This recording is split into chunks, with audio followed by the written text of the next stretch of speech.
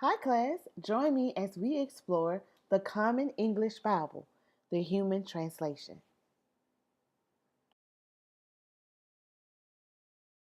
The year 2011 made impressive strides in an array of industries. Technology features were enhanced, the iPhone 4 integrated Siri, and a tech savvy app, TripLingo, revolutionized life for so many. TripLingo's ingenious mechanism to help people learn the language the way it's really spoken through colloquial translation has been a game changer in cultural exchange.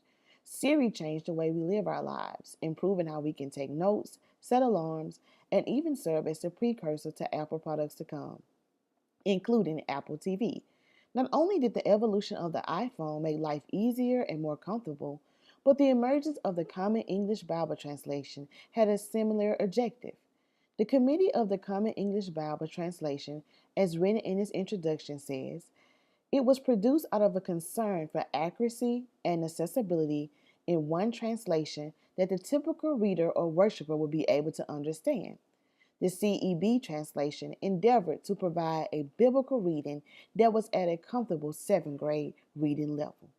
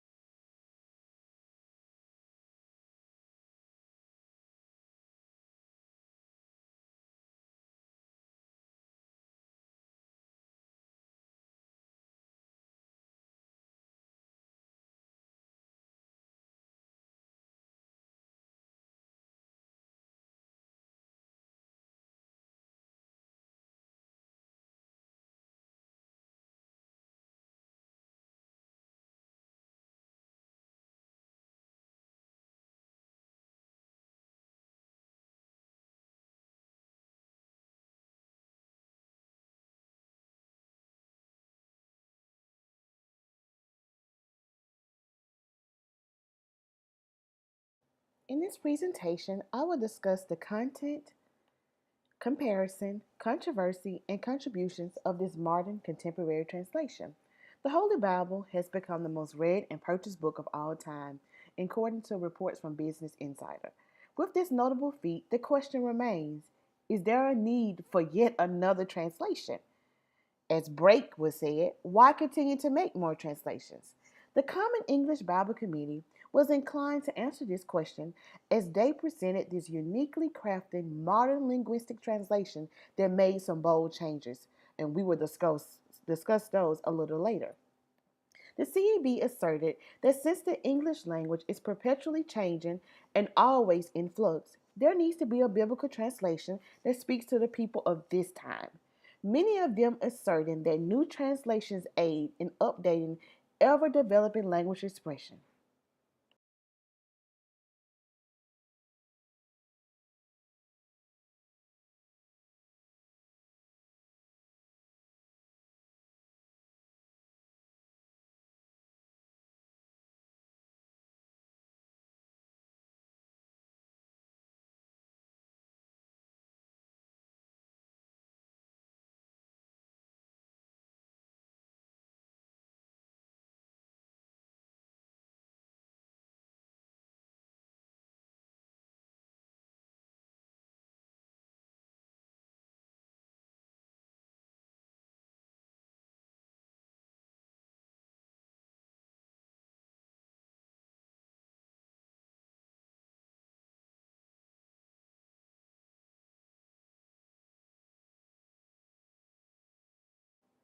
Ironically, many pin the CEB as being uncommon and that it is the newest translation by the largest number of biblical scholars and church leaders in words 21st century readers use every day, aligning academic rigor with modern understandability, proven through extensive affirmation with and acting on feedback from hundreds of readers.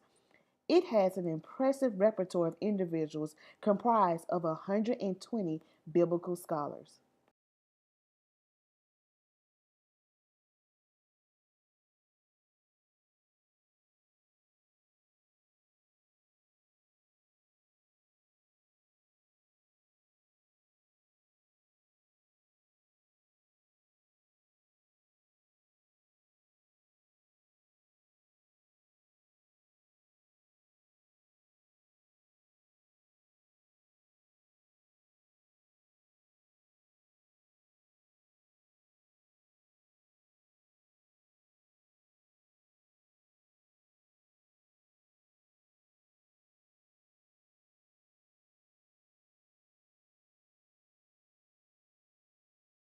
These biblical scholars consist of 24 denominations in American, African, Asian, European, and Latino communities, representing such academic institutions as Asbury Theological Seminary, Azusa Pacific University, Bethel Seminary, Denver Seminary, Princeton, Princeton Theological Seminary, Seattle Pacific University, Wheaton College, Yale University, and many others. Pretty you all guess who I'm talking about? Yes. Dr. DeClassy Welford, our very own professor, wrote a commentary on the book of Proverbs in the Common English Study Bible. In addition to this repertoire of individuals, they underwent a strenuous process to meticulously translate the Bible into English directly from the original Hebrew, Aramaic, and Greek texts.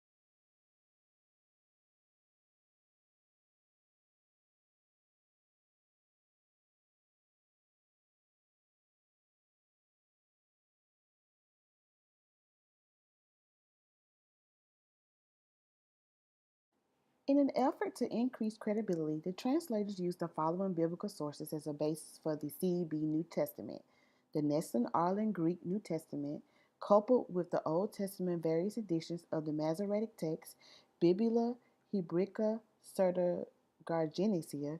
Please excuse the pronunciation. I am a Southern Belle. The Biblia Hebraica Quinta, the Dead Sea Scrolls, and the Septuagint. Not to mention, more than 500 readers and 77 groups field tested this translation.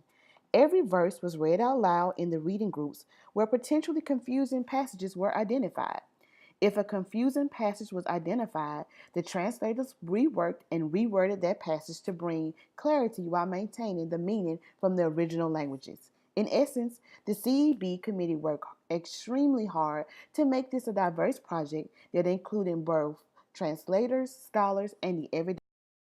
The CEB has been classified as being a denomination neutral Bible, sponsored by the Common English Bible Committee, an alliance of 5 publishers that serve the general market, as well as the Disciples of Christ, Presbyterian Church, Episcopal Church, United Church of Christ, and United Methodist Church. This array of denominations has deemed it to be likely the largest cross-denominational translation project in recent memory. The CEB eventually published the New Testament 2010, and with the complete Bible translation being published in 2011 with the Old Testament and the availability of the Apocrypha. Now that we have discussed the overall content, let's take a look back and review the criteria of translation as presented by Dr. Donna Brake in the Visual History of the Bible on page 279.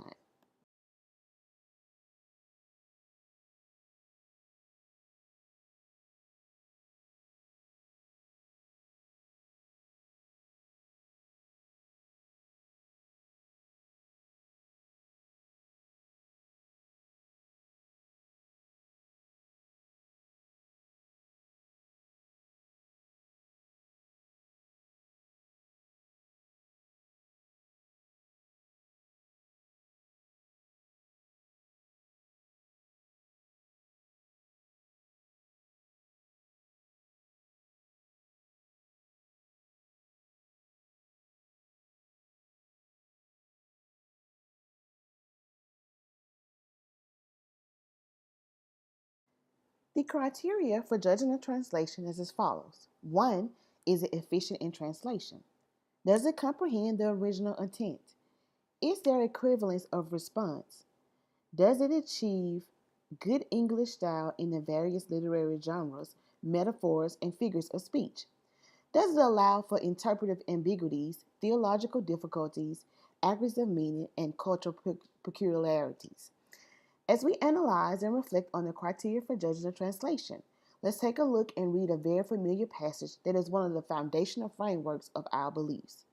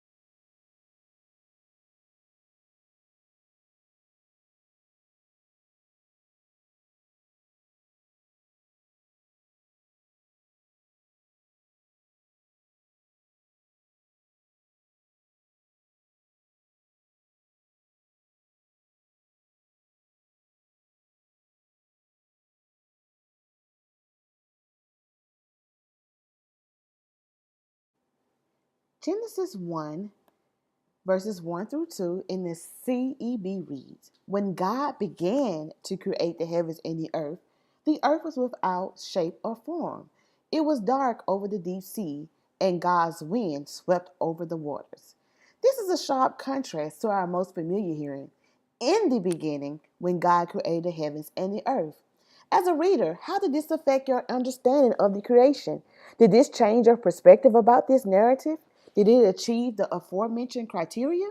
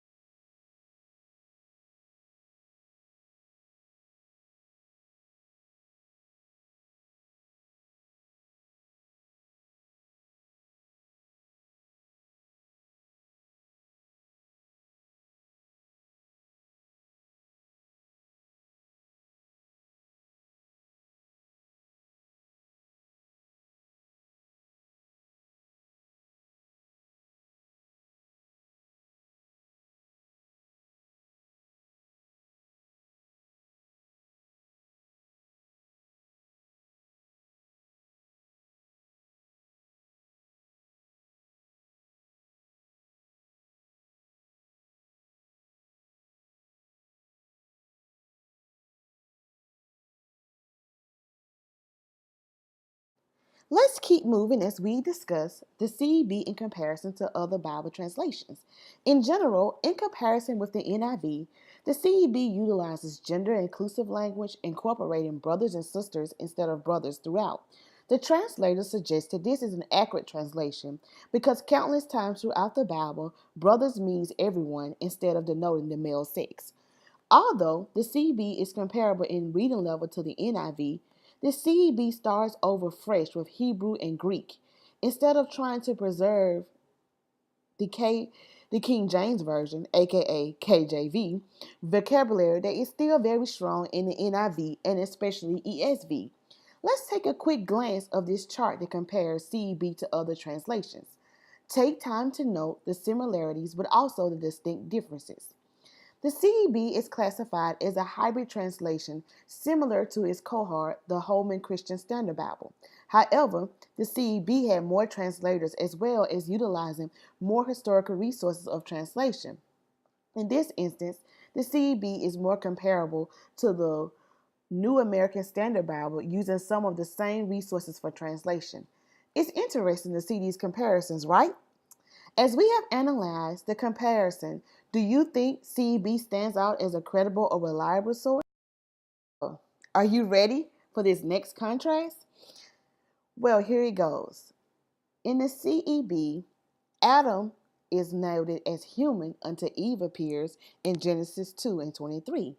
At that point, the Bible translation reads, "The human said, this one finally is bone from my bones and flesh from my flesh. She will be called a woman because a man from a man she was taken." Let me read that again. The human said, "This one finally is born from my bones and flesh from my flesh. She will be called a woman because from a man she was taken."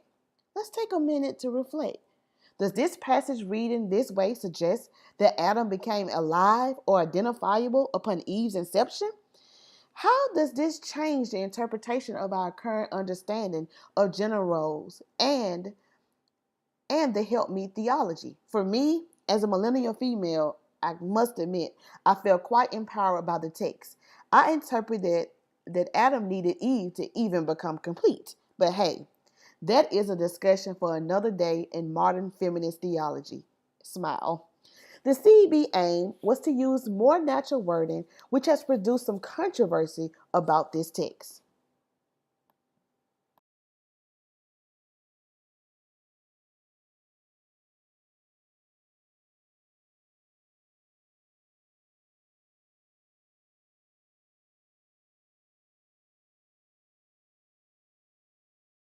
One of the most controversial issues include the CEB reference as Jesus as human being and the human one instead of Son of Man. Let's take a look at Matthew 9, verse 6. The CEB reads, "But so you will know that the human one has authority on the earth to forgive sins, he said to the man who was paralyzed, 'Get up, take your cot, and go home.'" This sounds different from what we're normally used to hearing. The NIV reads, "But I want you to know that the Son of Man has authority on earth to forgive sins. So he said to the paralyzed man, 'Get up, take your mat, and go home.'" And finally, the KJV reads, "But that ye may know that the Son of Man have power on earth to forgive sins. Then said he to the sick of the palsy, Arise, take." Despite ongoing criticism on word choice, the criticism did not affect the sales of the New Modern Contemporary Version, as the CEB surpassed the published expectations and was reprinted twice within weeks of its initial run, and sales to date include more than 500,000 copies sold worldwide. In addition, the CEB has contributed to not just crossing denominations, but has a wide appeal across generations.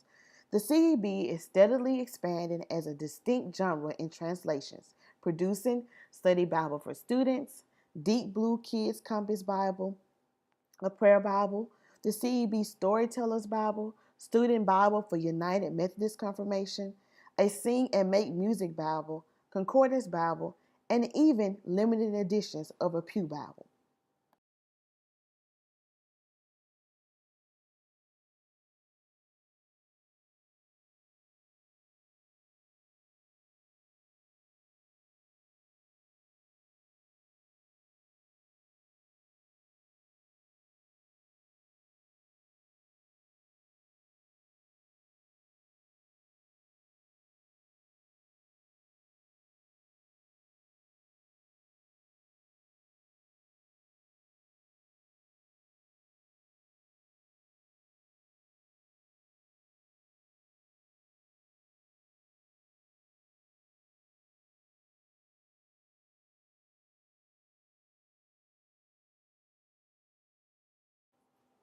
In essence, I think the best way to utilize this translation is to remember how Brake explains translation.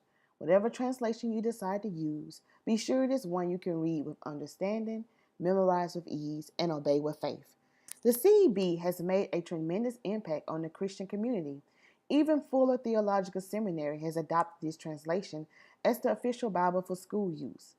As we see language ever evolving and the demand of modern biblical translations, CEB has a great chance of becoming the future precedent for translations. Millennials see it as an effective tool to help them embrace and understand the Christian journey.